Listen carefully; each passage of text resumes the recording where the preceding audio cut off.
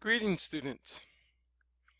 Today, I want to discuss with you an important concept in the pantheon of concepts for anthropologists, and that is our hallmark concept of culture. This discussion corresponds with Chapter 2 in your textbook. I hope that you will enjoy reading this chapter if you haven't already, and let's talk about cultural anthropology. Culture, again, is one of those key concepts, and it is the central concept in our research, in our teaching, and in all that we do. We are, in fact, interested in culture. In this chapter, you will learn to define culture, understand the concept of cultural knowledge, and the 5 key components of culture.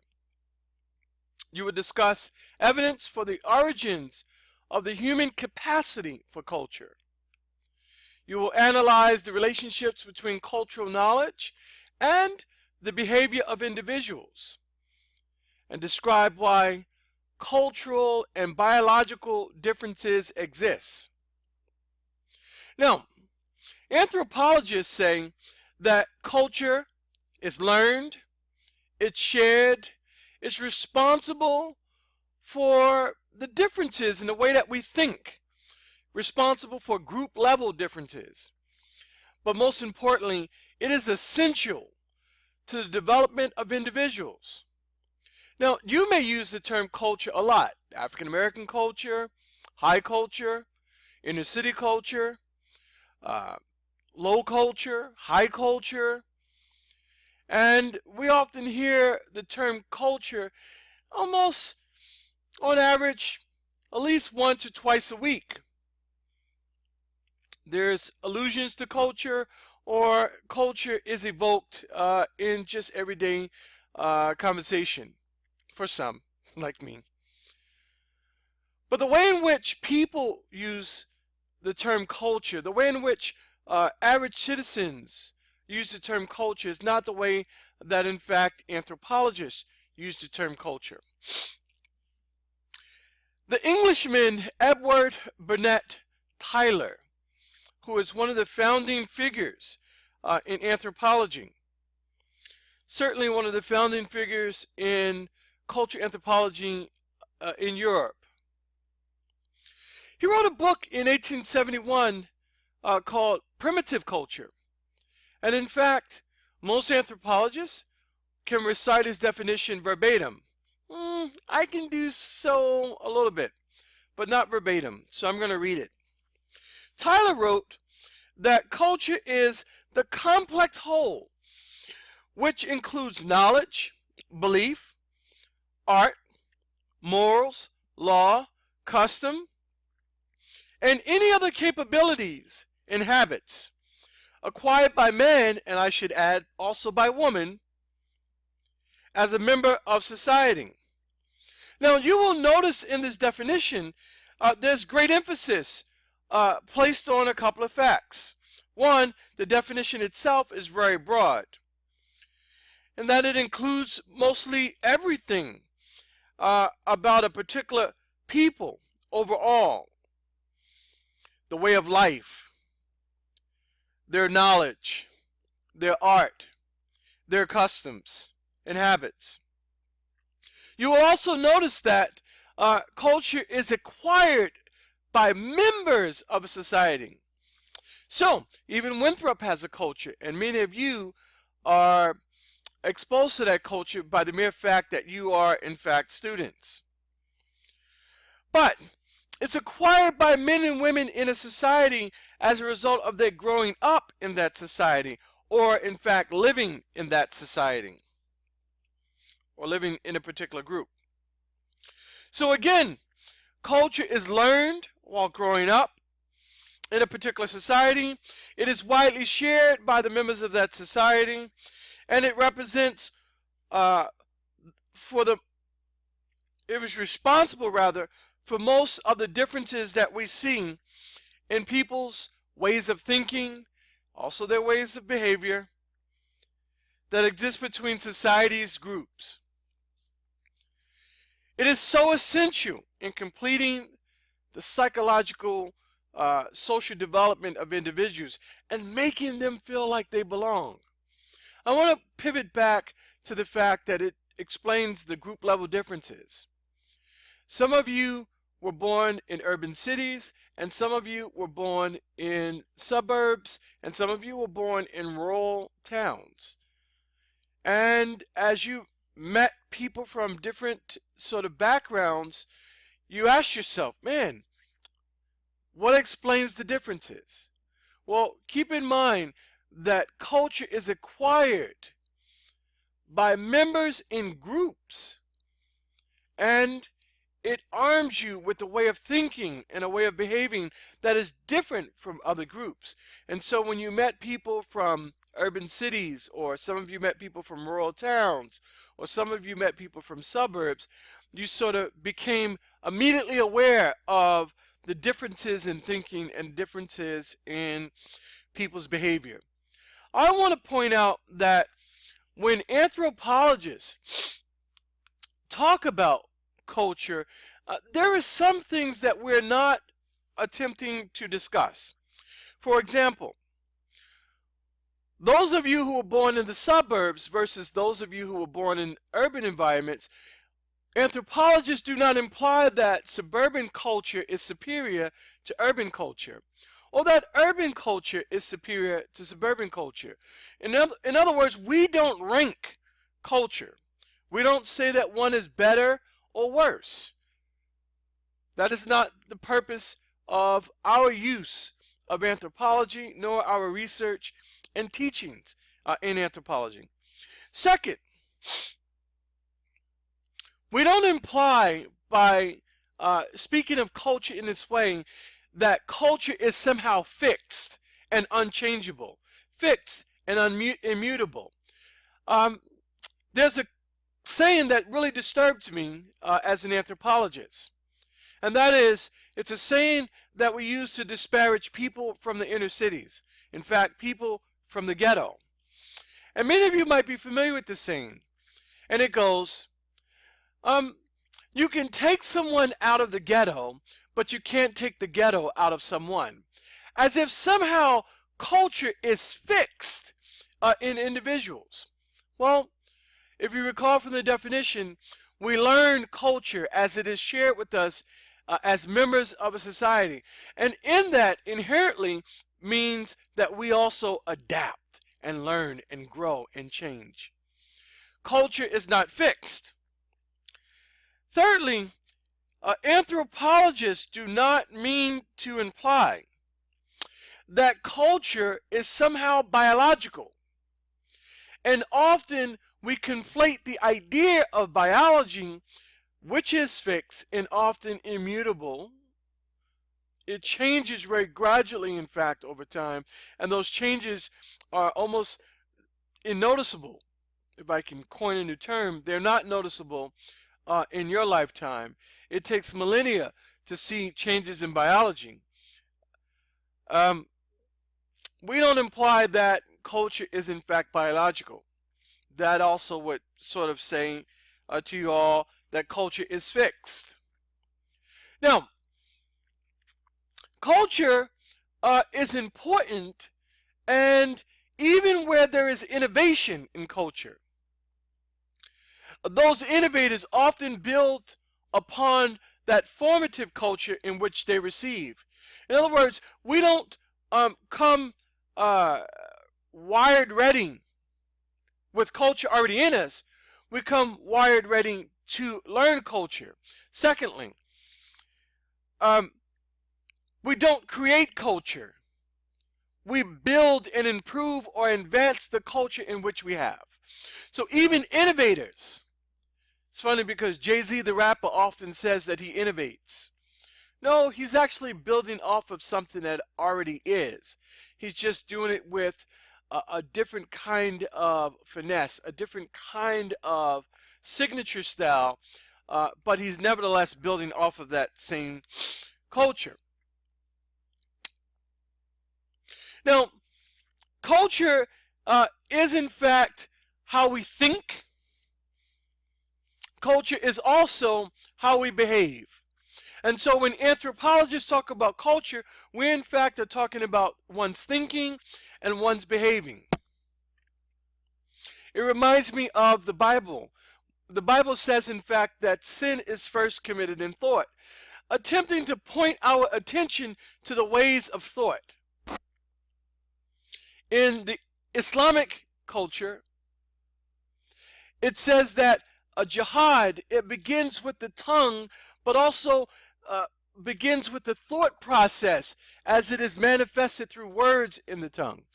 So these two principal religions and two world religions emphasize that one's thinking is very, very important. But let me talk about the Bible for just a second. The Bible says also that faith without works is dead. And so the Bible, like many world religions, says that you go from thinking to action. In the same way, we have cultural knowledge, how we think, and then we have cultural practices, how we behave, how we act, what we do, etc. Your book says how people commonly act, how they conduct themselves in given situations, for example, around parents or around spouses, how they carry out ceremonies, and what do they do when they get angry or sad or some other kind of emotion.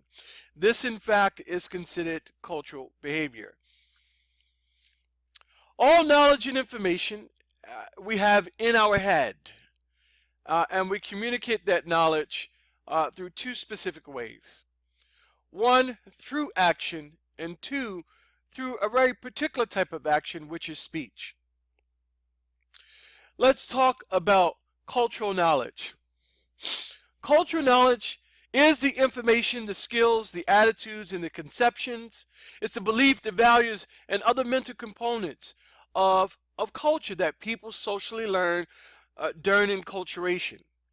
Now, when a child grows up in a society, we say that they are enculturated, or they, in fact, are socialized.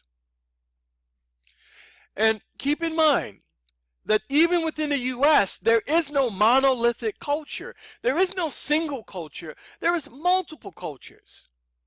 So, the socialization process or the enculturation process depends on which society or which group you grow up in as a member. We can have a lot of diversity in this society. A lot of diversity. Examples of cultural knowledge include attitudes about families, friends, enemies, and others, or other kinds of people. The notion between right and wrong. Conception about proper roles of males and females. Ideas about the appropriate dress, hygiene, and other personal ornamentation. Now, what others can be added to this list? I would love to get that from you. Of course, this list, in fact, can be expanded tremendously, as Trump would say, tremendously. Culture. Culture is simply social learning, or simply socially learned knowledge and patterns of behavior shared by some group of people. Within a single cultural group, the behavior most people perform when they are in certain culturally defined situations is often referred to as patterns of behavior. Culture is shared. It is shared by a group of people, and it is a collective phenomenon. We experience culture. I manifest culture, but we experience culture. And this does not mean that everybody belonging to a culture will behave and think in the same way. Oh, of course not. There are a lot of reasons why people, in fact, perform different. One, even though we say culture is shared, perhaps it's not evenly shared. Two, people are in different situations, and of course sometimes respond to the context in which they're in. People have different psychosocial needs. And there are other reasons why, in fact, everyone belonging to a similar culture may not behave in similar ways. However, cultural identity is a cultural tradition of a group of people recognized as their own. Cultural identity, for example, could be African American culture, and there's diversity in that, by the way, as well. Could be Asian culture, could be these sort of group level cultures which we often hear the term culture associated with. The shared customs and beliefs that define how a group sees itself as distinctive. So, for example, there are many African Americans who, if they celebrate Christmas, they may also celebrate Kwanzaa. In fact, there are some who just celebrate Kwanzaa. There are Arabs, for example, based on religious beliefs, who practice Ramadan and don't practice Kwanzaa or Christmas for that matter. And they identify these certain practices as being sort of essential and integral to their identity. So again, cultural identity is this sort of shared customs and beliefs that define how groups see themselves as distinctive. Subcultures. Subcultures refer to cultural variations that exist within a single nation. So again, gang culture is something that is not part of the national culture. In fact, it is a subculture, perhaps a subculture that we all sort of frown upon. Cultural differences of members of various ethnic groups, regions, religions, and so forth within a single society of a country. I wonder what examples of subcultures can you identify within your own nation? What makes these cultures stand out from the mainstream culture? So, let me give you an example. Biking culture, and what I mean by biking, I mean motorcycle culture. We all know motorcyclists when we see them. They have the unique jackets. They always wear leather, sometimes bandanas, etc. And they're bracketed off by their fashion, their mode of existence as being American, but also slightly different. And that is a subculture. Culture is socially learned. Individuals acquire culture or their culture in the process of growing up in a society. And as I said, this process happens by what we call socialization and enculturation. Socialization, again, is the process of learning, of social learning, of culture by children. And enculturation, which is slightly different, means the transmission by social learning of cultural knowledge to the next generation. So we pass our culture on from generation to generation. And we also pass our culture on to children. Now, a characteristic of a society, because often we say that culture and society are synonymous, and that if there is a particular society, then ipso facto we find a certain culture. Well, they don't necessarily align that evenly. Society refers to a territorially defined space. Most members in a society speak and or can understand the same language. Some members share a sense of common identity relative to other societies, American society versus Canadian society, for example. And members are often unified, perhaps by organizations that involve them in common activities or participation in public decisions. One of the unifying acts of American society is going to happen on November the 8th. We all go out and cast our ballot for the president, senators, congressional figures, as well as local political officials. But the right to vote is a ritual, is a understanding. The practice of voting is a ritual that, in fact, we say is uniquely us, uniquely American. Now, culture doesn't necessarily align with territories or territorially defined spaces. So, because the U.S. is a sovereign society, a sovereign country, does not mean that American society goes from all its borders. Because remember, you have subcultures and you have diversity by way of the fact that people are moving or traveling in and out of America, or relocating, migrating into America, and they bring their own culture with us. That frightens some of us, unfortunately. Instead of seeing it as a richness and as a resource, that is culture diversity, some of us get frightened because we believe that our society is changing, our cultural way is changing, and that it's under threat. And as a result, some of us suggest, oh, we should build walls on the southern border. I'm not sure why we never discussed building walls on the northern border, perhaps because we feel that our society sort of bleeds in to the Canadian society, but it's something to think about. Advantages of social learning. And it's important to think about these advantages. Advantages is an innovation that an individual makes can be communicated to the entire group. In other words, that the individual doesn't just take advantage of that innovation, but we all can enjoy the benefits. Each generation gets to learn culture of its ancestors as it is transmitted over the generations and to future generations. We don't have to learn by trial and error. I don't have to touch a hot plate and get burned because we understand culturally the idea about being exposed to hot items and what risks that might have for human beings. Human groups are capable of changing their ideas and behavior very rapidly. In fact, we say that culture is different from biology because it takes, again, millennia for biological changes to occur. It takes fractions of seconds for us to change culturally. If suddenly there's a storm, a winter storm, a snowstorm here in South Carolina, well, culturally we know to put on warm jackets, warm attire, turn on the heat, etc.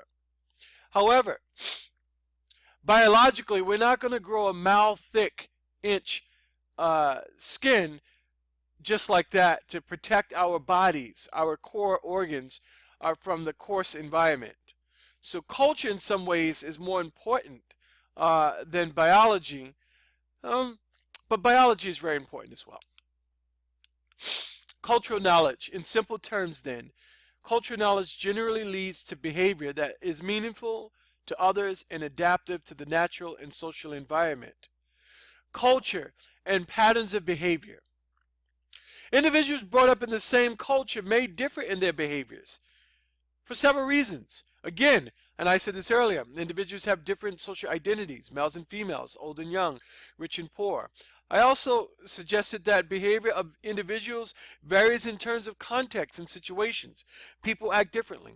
You act one way on campus, you act another way in church, you act another way if you go to a nightclub or some kind of entertainment venue. Okay? And that human individuals in some ways are unique persons. I mean, at the psychological level, we perhaps may be different. But even when brought up in the same society, we all differ in our emotional responses, appetites, and interpretations of events, reactions to stimuli. It's important to keep in mind the idea of a role. The concept of a role is useful in describing and analyzing interactions and relationships. A social position in a group with its associated and reciprocal rights and duties. So our role might be parents, our role might be students, our role might be professors, etc., etc., etc. And with those roles comes rights and responsibilities, or rights and duties. As a professor, I have a duty to impart to you an understanding, a foundational understanding of culture anthropology. As a student, you have a duty to me to engage this course and this material in very open-minded ways. Rights and duties are often considered reciprocal, and failure to live up to the group expectations of a role performance is likely to bring some form of or formal or informal punishment. For example, If you don't perform as expected as a student, then it often impacts your grades. If a professor doesn't perform as expected by students, it often impacts the student evaluation of that professor. In your textbook, there is an important concept here, or a concept review, that looks at the 5 or explains the 5 components of culture. And that is on page 31, and I really want to point your attention to that because I'm going to talk about these 5 areas. Norms. Norms represent the first area of cultural knowledge. Again, there are 5. Norms are shared ideas and or expectations about how certain people should act in a given situation. Values are shared ideas about standards and the worthwhileness of goals and lifestyles. Symbols. Symbols are objects, behaviors, qualities, and other phenomena whose culturally defined meanings have no necessary relationship with the inherent physical qualities, but they're important. So, for example, I again am wearing a symbolic sweater here, American University. And in this symbolic sweater, I'm simply trying to communicate to the students that I come with prior academic experience. And I think that when you see this sweater, or if you see USC, or if you see Clemson, symbolically you understand that the possessor of those symbols, or the possessor of that insignia, somehow has a relationship with that institution. Symbols, for example, could be the cross to Christians, gun ownership as symbolic of freedom, the national flag or other monuments. There is an important little snapshot here in your book that talks about symbols, which includes physical objects like religious icons, jewelry, clothing, and cars. When people are socialized, they understand the cultural meanings of behaviors as well. Behavior is symbolic. And so here and also in your textbook, there's a snapshot of an Asian couple who hold hands. And perhaps for Westerners, we may look at that and sort of attribute something sexual to this couple, but in their culture context, symbolically, this is just friendship. And females often hold hands. I discovered this when I visited the Dominican Republic. The women would often hold hands. In fact, they would often hug and kiss, but there was nothing that should have been read into that. But in fact, most tourists did read things into that. And unfortunately, it led to a misunderstanding on their part. The fourth area of culture is classification and cultural constructions of reality. We all have ways of classifying, and we all have ways of constructing reality. Ways in which members of a culture divide the natural and social world into categories, usually linguistically encoded.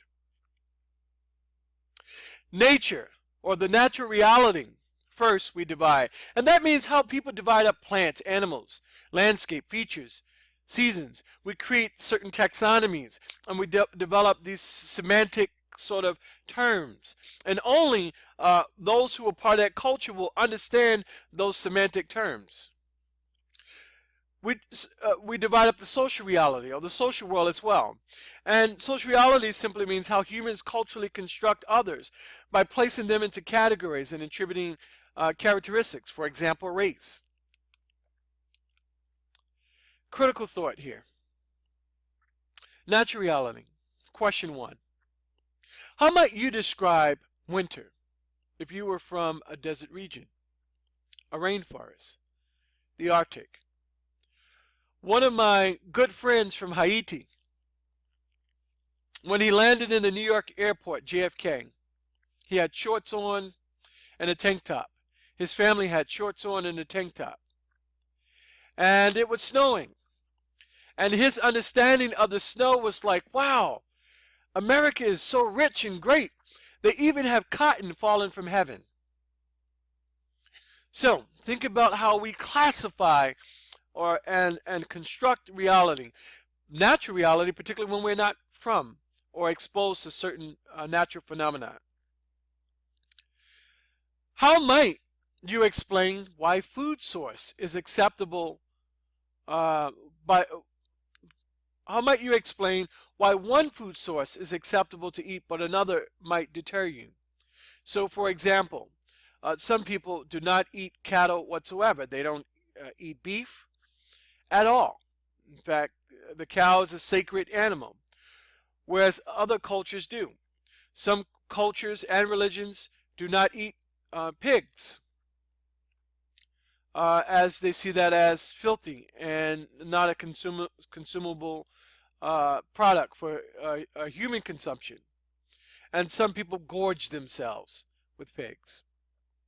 Question about the social reality. What defines race to you? Do your peers agree?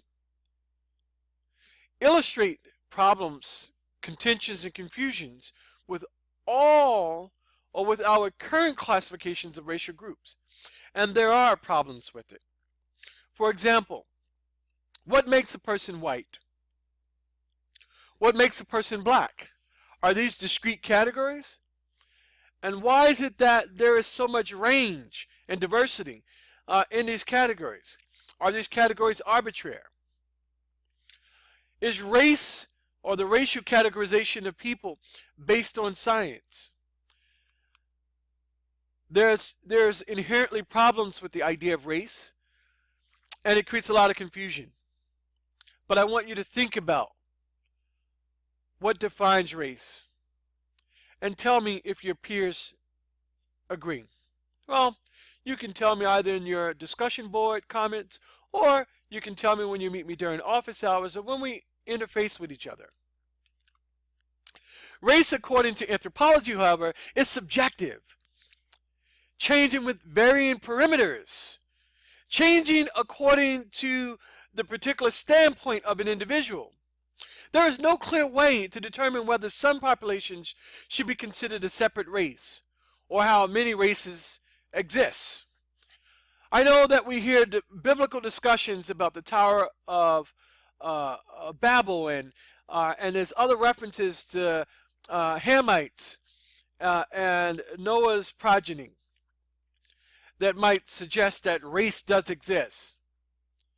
But I would argue to you that it doesn't. There is one single race, and that is the human race. But within a society, the definition of race changes over time. Let me tell you the fifth component of cultural knowledge, and that is the world view of people. If you mind, I'm going to have my Powerade, but I am not advertising this for Powerade or the Coca-Cola company. But worldviews. The worldview of people is the ways in which people interpret reality and events, including how they see themselves relating to the world around them. So, what sense will we make of 9/11? I'm not sure that, well, I believe that many of you should have been born and alive and well during the time of 9/11, but some of you might have been toddlers, not conscious enough to know what was happening. And then some of you may have been very much well aware of 9/11. How did you see yourself at this point in your life? How do you explain it? How do you see yourself in relationship to this event? Worldviews often incorporates the supernatural or belief systems, cosmos, and religion, and it may include myths at times, creation stories, or how things came to being. And in fact, we say that creation stories are what we call origin myths. And here's an example of some origin myths in the U.S. Thanksgiving. The Pilgrims and the Indians got together and had a wonderful feast and had a congenial relationship. Well, history belies that point, but that's one of our origin myths. And there are other origin myths that you might think of. And origin myths, again, is just these sort of mythic explanations that are not based necessarily in fact, but to explain how we all got started. Culture and human life. Culture provides us knowledge about the natural environment. Culture is the basis of human social life, and it helps us identify the norms, the values and expectations, attitudes and symbolic symbols and worldviews of a people. Culture provides views of reality. We socially learn concepts by which people perceive, interpret, analyze, and explain events in the world. Cultural knowledge and individual behavior is so important. Culture, in fact, affects the choices that people make about how to act in situations, how to do this, or how to conduct themselves in certain environments. Culture limits and influences behaviors. One of the things I like about an online format in the U.S. is that we all sort of accept the cultural point of courtesy and respecting people's views. And so if you've clicked on Getting Started tab, you saw a list of principles, and some of you have added principles of your own that sort of indicates how we should engage ourselves in an online format. Culture limits and influences behavior, and culture determines, or I should say culture determinism, is the notion that culture guides everything, our beliefs, our behaviors, and and that we're largely programmed by culture. And when you see culture in the driving seat, then what you're suggesting is a cultural determinism, right? Which is an important concept that we use. Let me ask you some important questions by way of critical thought. So, if cultural determinism is true, then do we really exercise free will? Or is free will an illusion? Is culture tricking us into making us think that we are free and have free will? In this view, in fact, individuals are carriers and transmitters of cultural heritage. The belief that we have free will might actually be part of our cultural knowledge. Well, again, I offer you the opportunity to discuss this with your classmates on the discussion board. The anthropological take here is that most anthropologists would agree that while culture does shape individuals, it also is shaped by individuals. People calculate, weigh alternatives, and make decisions before acting. I hope they make decisions before acting. Let me tell you, people who act without thinking are dangerous, and people who think without acting are lazy. And that's just the point of it all. Our purpose and what I'm trying to engender amongst you all is that our sort of acquisition of anthropology, culture anthropology, is not just for the sake of knowledge itself. I hope, as Marx would say, Karl Marx, it is not our purpose to pontificate about things in life. It's our purpose to change things that are improper and incorrect. Let's continue with our discussion of determinisms. You have biological determinisms. Biological determinisms is same as cultural determinisms, except it is the idea that biology is in the driving seat. That biologically inherited differences between populations are important influences on cultural differences between them. In other words, that biology determines all things. Groups of people differ in how they think, feel, and act because of their biological makeup. Biological determinism is a convenient belief about what makes human groups like ethnicities, nations, and races differ in their beliefs and actions. Now, there's an example in your textbook that discusses colonialism. In fact, I'll read it. Colonialism, the expropriation of land and other resources, slavery and genocide, often were justified by the idea that groups of people differed in their customs and beliefs and intelligence. Uh, it is the justification because of physical appearance. And of course, the colonialists thought not only did they look good, but they were the smartest, the most intelligent. And they were justified in these violent acts of colonialism, expropriation of land, appropriation of land, slavery, and genocide.